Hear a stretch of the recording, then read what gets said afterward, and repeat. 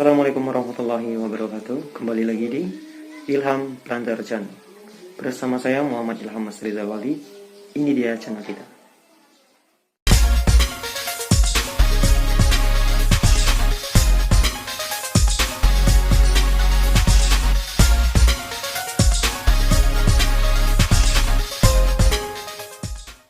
Sebelum kita mulai videonya, mohon dukung saya dengan cara like, comment, and subscribe. Dan jangan lupa aktifkan juga tombol loncengnya agar kalian selalu menerima notifikasi dari setiap video baru yang saya upload. Terima kasih, selamat menyaksikan. Assalamualaikum warahmatullahi wabarakatuh. Salam Bravo Planter. Oke, baiklah teman-teman. Jadi hari ini pada video kali ini kita akan membahas tentang lahan seperti apa sih yang akan dijadikan perusahaan itu untuk perkebunan sawit. Tentunya ada dua. Yang pertama itu lahan mineral, itu wilayah perbukitan yang ada tanahnya, tanah murni, tanah mineral. Kemudian yang kedua itu lahan hutan gambut. Jadi di hari ini kita akan lebih fokus untuk membahas tentang area hutan gambut. Jadi seperti apa? Ikuti terus video kita, tonton terus. Jadi nanti akan kita jelaskan seperti apa sih gambarannya hutan gambut, kemudian pengolahan seperti yang nanti akan kita jelaskan. Jadi stay tune terus dengan videonya, jangan sampai di skip, tonton sampai habis. Oke, mari kita let's go ke tempat hutannya seperti apa. Come on, selamat menyaksikan.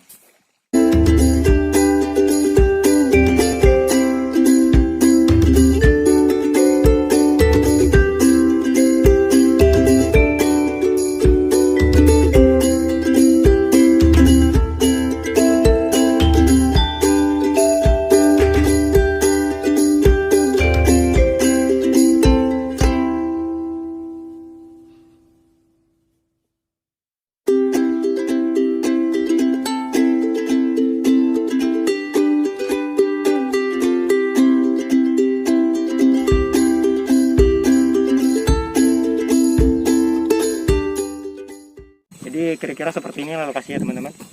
Jadi lokasi ini areal gambut, hutan yang sangat lebat, hutan hujan tropis yang sangat lebat. Kemudian ini gambut semua teman-teman. Jadi bukan tanah. Jadi gambut itu adalah serbuk kayu semuanya. Dan kemudian kondisinya di sini ini sangat acak air sekali. Jadi sangat acak air sekali. Jadi tentunya kalau seorang petani biasa yang ingin membangun perkebunan kelapa sawit di area gambut tak akan mungkin bisa kalau tidak ada duit. Jadi untuk areal gambut seperti ini ya yang bisa mengolahnya untuk menjadi suatu perkebunan yang bagus itu hanya perusahaan yang punya duit banyak.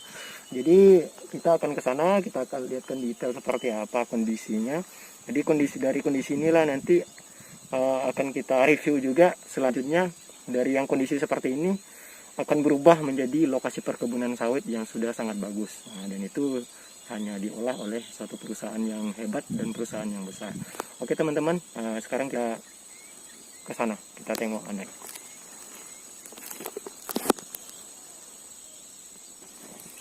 Oke, jadi teman-teman, inilah kondisi hutannya.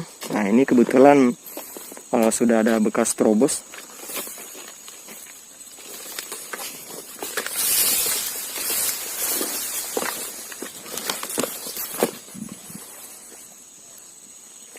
Jadi teman-teman, kira-kira sebelum diolah ini menjadi suatu perkebunan sawit, ini kondisi gambut ini memang sangat parah. Jadi ini acap air semuanya. Jadi kalau kita lihat secara kasat mata ini tidak sangat memungkinkan untuk menjadi suatu perkebunan kelapa sawit. Tapi bagi perusahaan yang punya banyak duit ini bukan suatu masalah. Dan ini bisa dirubah untuk menjadi suatu perkebunan kelapa sawit yang sangat luar biasa. Jadi seperti ini kondisinya, dan itu hutannya. Hutan lebat semua, dan ini acap air semua teman-teman. Jadi sebelum menjadi perkebunan sawit itu nih ke hutan gambut ini di bawahnya air semua. Jadi tentunya dengan kondisi ini ada perlakuan khusus dari perusahaan mengolahnya sehingga dia menjadi suatu perkebunan kelapa sawit yang mantap. Oke. Jadi dari sini nanti akan kita pergi ke spot selanjutnya. Dari hutan ini akan menjadi seperti apa setelah diolah atau dikelola oleh perusahaannya. Jadi teman-teman terus ikuti perjalanan kita hari ini. Kita akan pergi ke view selanjutnya. Ini memang saya belum bisa bawa teman-teman ke kondisi yang ibaratnya memang lagi ada alat kerja, pembukaan barunya lagi ada alat kerja, memang nggak bisa karena sekarang kan pembukaan lahan baru dilarang pemerintah. Jadi ini untuk contoh saja yang sudah diolah, tapi ini belum ditanam sawit. Nah, inilah contohnya setelah yang dari hutan tadi, nah, jadi diolah menjadi seperti ini. Jadi kita akan lihat ke dalam dan kita akan jelaskan cara pengolahannya itu seperti apa. Jadi boleh kita ikut.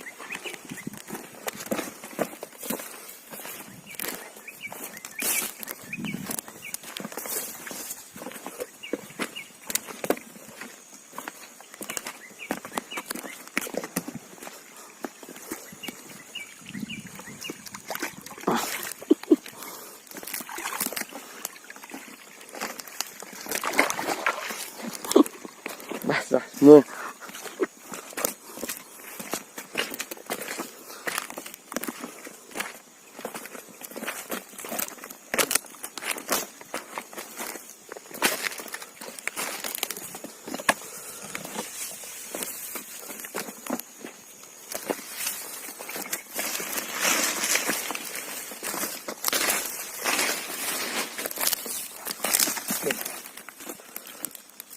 Jadi teman-teman, jadi dari hutan yang lebat tadi, jadi hutan itu akan di blocking dulu, dan di blocking ini adalah tugasnya orang GIS. Jadi di blocking, dipetakan, bikin petanya seperti apa. Setelah dibikin petakan, setelah di blocking, barulah nanti hutan yang lebat tadi diterobos pakai alat berat. Jadi diterobos pakai alat berat, kemudian barulah semua kayunya dirobohkan, diruntuhkan.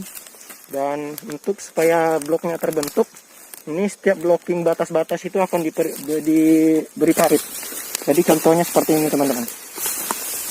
Jadi setiap batasnya itu akan dikasih parit lurus ke sana. Jadi peta itu semuanya dibatasi parit. Kemudian untuk kayu-kayu yang sudah ditebang supaya tidak berserakan di sini, jadi sebagian itu akan ditumpuk, akan dibikin rumpukan. Jadi akan dibikin rumpukan seperti ini. Ini kalau perkebunan namanya staking. Jadi akan diberikan rumpukan seperti ini dengan jarak tanam yang sudah ditentukan. Nah, jadi per sekian meter nanti akan ada rumpukan seperti di situ pun kita lihat ada rumpukan juga. Di per sekian meter ada rumpukan lagi. Jadi rumpukan itu adalah kayu-kayu yang sudah diruntuhkan nanti ditumpuk supaya tidak menghalangi untuk proses penanaman nantinya. Jadi bikinlah rumpukan-rumpukan ini. Jadi setelah dibikin rumpukan, nanti setiap persekian meter, ayo kita aja.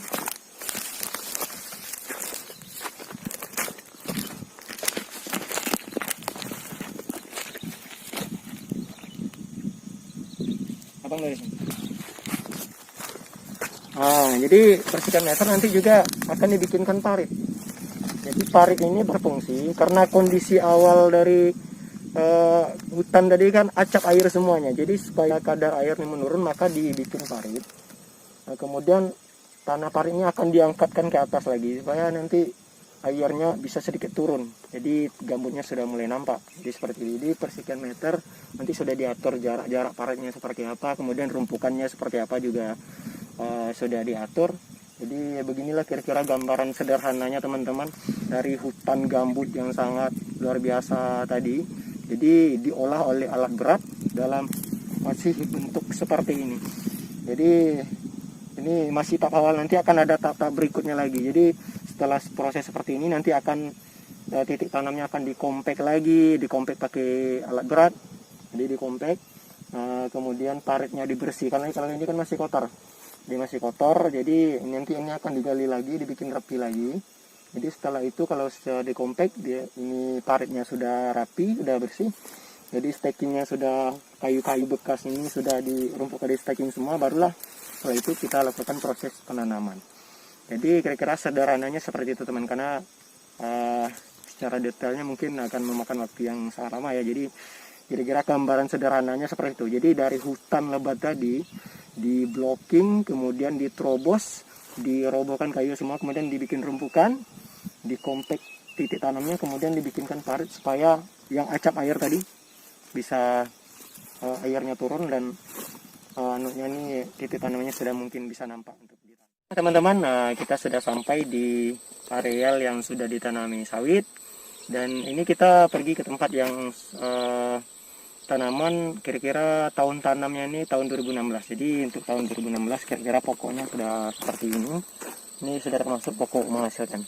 Tapi di blok ini ada juga pokok-pokok yang mati, dan akhirnya kita tanam sisip, dan contohnya seperti ini. Nah, jadi tanam sisipnya ini tahun 2019 ini. Jadi baru seperti ini. Jadi bisa kita jelaskan kepada teman-teman. Jadi dari areal yang sudah kita jumpai tadi, dari hutan rimba, areal hutan gambut yang hutan rimba, kemudian diolah menjadi seperti tadi ya, kita ada staking, ada rumpukan, ada blocking. Nah, kita jelaskan seperti itu tadi. Sekarang kita sudah sampai ke areal yang istilahnya sudah jadi dan sudah ditanam sawit, dan ada tanaman yang sudah menghasilkan, ada yang kena sisipnya. Jadi kira-kira kondisi seperti ini teman-teman. Jadi ini namanya pasar pikul. Jadi pasar pikulnya ini sudah bagus. Jadi kira-kira kalau kita hitung tahun tanam 2016, nah jadi kira-kira 2016 berarti sudah 4 tahun, berarti artinya sawitnya udah ditanam selama 4 tahun. Berarti 1 tahun pertamanya ini adalah proses pengolahan. Berarti artinya mulai dari hutan sampai sekarang berarti artinya sudah 5 tahun. Jadi sudah 5 tahun, kita lihat kondisinya sudah seperti ini. Jadi yang kita lihat tadi, serbuk kayunya nih masih besar-besar kayunya. Nah, sementara kalau di kondisi sekarang yang sudah 5 tahun berjalan ini sudah banyak terurai. Jadi gambutnya sudah banyak terurai. Nanti kita akan bahas juga di macam-macam tanah gambut seperti apa. Nanti kita bahas juga di video selanjutnya. Jadi seperti ini kira-kira kondisinya. Jadi sudah mulai rapi, gambutnya sudah banyak terurai, serbuk-serbuk kayunya. Kemudian sawitnya sudah ada yang hasil. Kemudian kita lihat paritnya. Jadi tadi kita lihat paritnya itu masih sangat dalam sekali. Jadi hampir tidak ada jarak antara ketinggian air dengan ketinggian gambutnya. Jadi sekarang kita lihat yang sudah 5 tahun berjalan, kira-kira paritnya sudah seperti apa. Ayo. Nah, jadi seperti ini teman-teman. Jadi ini yang sudah nampak, dia kira-kira kedalaman airnya sudah 50 cm dari permukaan gambut. Jadi dari sini ke airnya kira-kira kurang lebih 50 cm atau setengah meter. Nah, jadi inilah. Jadi karena proses berjalannya waktu, jadi areal hutan lebat yang acap air tadi diolah oleh perusahaan yang banyak duit, kemudian dia bisa berubah menjadi kondisi seperti ini. Memang kalau kita pikirkan sebagai pola pikir seorang petani biasa, mungkin tidak terbayang dari hutan gambut sangat lebat, acap air, rasa tidak memungkinkan untuk diolah, tapi bagi perusahaan yang kaya raya, ini bukan suatu hal yang mustahil. Buktinya dari air yang tadi bisa menjadi seperti ini. Boleh kita lihat sekelilingnya seperti apa. Oke, kemudian paritnya. Oke, sekarang satu lagi mau kita lihat rumpukannya. Nah, tadi kita jelaskan rumpukan itu masih ada. Jadi dari rumpukan yang tadi, ini rumpukannya belum dibersihkan, kebetulan belum dibersihkan. Jadi rumpukannya ini masih ada. Ini rumpukan yang seperti kita contohkan di areal pertama tadi. Ini rumpukannya masih ada. Kemudian ini titik tanamnya, kemudian ada parit. Jadi per sekian meter ada parit, per sekian meter ada rumpukan. Kemudian jalur tanamnya ini di tengah-tengah. Nah, kira-kira seperti itulah kondisinya teman-teman. Semoga video ini bermanfaat. Tonton terus video kita, ikuti terus channel kita. Semoga kita bisa memberikan video yang bermanfaat bagi teman-teman semuanya, planter seluruh Indonesia. Tadi lebih dan kurangnya saya mohon maaf. Jangan lupa untuk selalu tonton videonya, klik tombol subscribe, like jika Anda suka, kemudian share sebanyak-banyaknya ke media sosial yang kalian punya. Jadi terima kasih teman-teman. Demikian video dari saya ucapkan terima kasih. Wassalamualaikum warahmatullahi wabarakatuh. Salam Bravo Planter. Dari satu planter untuk planter Indonesia.